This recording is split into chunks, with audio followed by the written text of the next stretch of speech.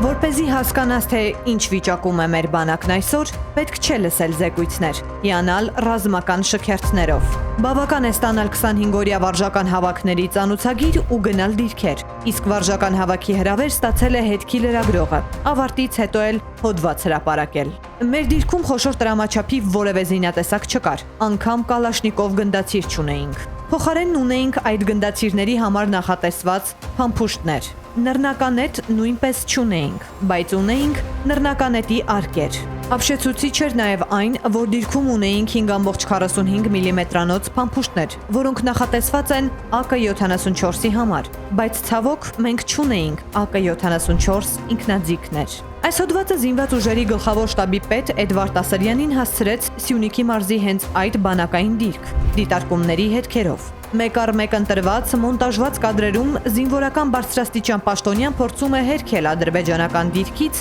մոտ 150 մետր հեռավորության վրա վարժական հավաքների մասնակցած լրագրողի պնդումները։ Փամփուշտի պաշարները ես անձամբ ուսումնասիրել եմ եւ կա 5.45 մմ-անոց եւ 7.62 մմ-անոց։ Թաքստոցներն է ցույց տալիս Ասարյանը։ Հակառակվում լրագրողի տողերին, թե չկան ոչ թաքստոցներ, ոչ շելեր, ոչ էլ անգամ տարական աղվեսափոսեր, հրետանային հարվածներից պատասպարվելու համար։ Փայտն էլ չի մոռանում ցույց տալ Ասարյանը, իսկ լրագրողը գրել էր. «Կացին չկար փայտ կոտրելու համար, իսկ բարձունքում ցուրտ էր»։ Եվ ինժեներական կահավորման աշխատանքները միանշանակ պլանավորված են ու իրականացվելու են։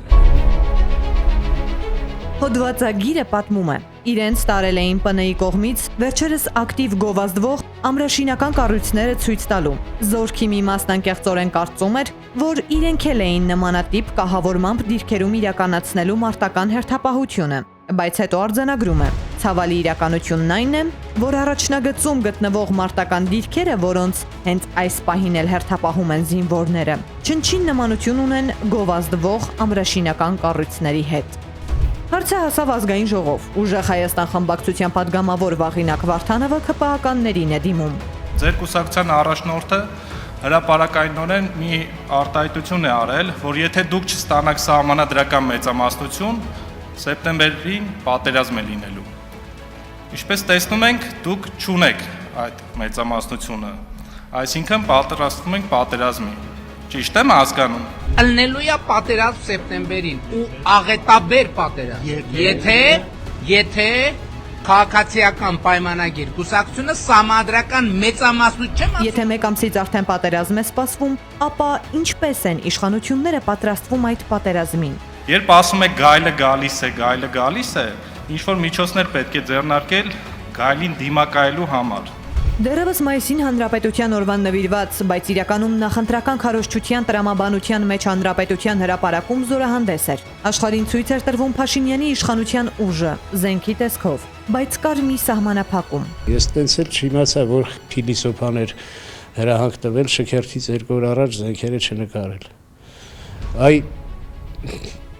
ծիծաղելի ինչ-որ բան։ Այդ զենքերը 2 օր հետո ամբողջ եթերով պիտի գնային, որ ամբողջ աշխարհը այդ թվում առաջինը Ադրբեջանն ու Թուրքիան, որ մեր դասակարգային թշնամիներն են եւ ազգային։ Իրանք պիտի տեսնեն, այդ ում էս արգելում նկարել։ Ինչի համար էս արգ, իբր թե օպերատիվ որոշումներ եք կայացրել։ Ախր սրանց ամեն ինչը իբր թե մանկապարտեզի հանդեսից սրանք չհաճեցին։ Իրանք այդ մանկամտություն, ասեմ, ի վերջո երևի մի քիչ թող ինձ ների այդ բառը թերասություն, բայց դուք մանուկ չեք, մանկամիտ եք։ Մանկամտություն է սա, թե ինչ, ընդամենը մեկ ամսից, սեպտեմբերին, պատերազմի սպասող սահմանադրական մեծամասնություն չստացած իշխանության ղեկավարած երկրի բանակում զորավարժության մասնակիցը պնդում է, զենքերը ժանգոտում էին, իսկ մեզ չէին տրամադրել զենք մաքրելու համար նախատեսված յուղ։ Զենքի յուղը դիրք հասավ միայն 11-րդ օրը։ Փորձեցինք մաքրել, բայց կային հատվածներ, որոնց ժանգն այդպես էլ չանցավ։ Ժանգը չանցավ զենքի վրայից, ԱԹՍ ջոկ էլ կար, առանց ԱԹՍ-ի, Իսկ նախընտրական քարոզչության շրջանակում հանրապետության հրապարակով անցնում էին աղեղ, մեղու, կայծակ, դև 3.1 հայրենական ԱԹՍ-ները։ Իսկ թե ուր են դրանք եւ ով պետք է ծանոթ լինի կիրառությանը, եթե ոչ վարժական հավաքներով վերապատրաստվողը, ապա դժվար է հասկանալը։ Միայն մեկ բան է հայտնի։ ՊՆ-ն զգուշացնում է. բանակային դիրքերում արկա զենքերի քանակի, դրանց տեսակների, զինամթերքի, այդ թվում անձեռնամխելի պաշարի վերաբերյալ տեղեկությունները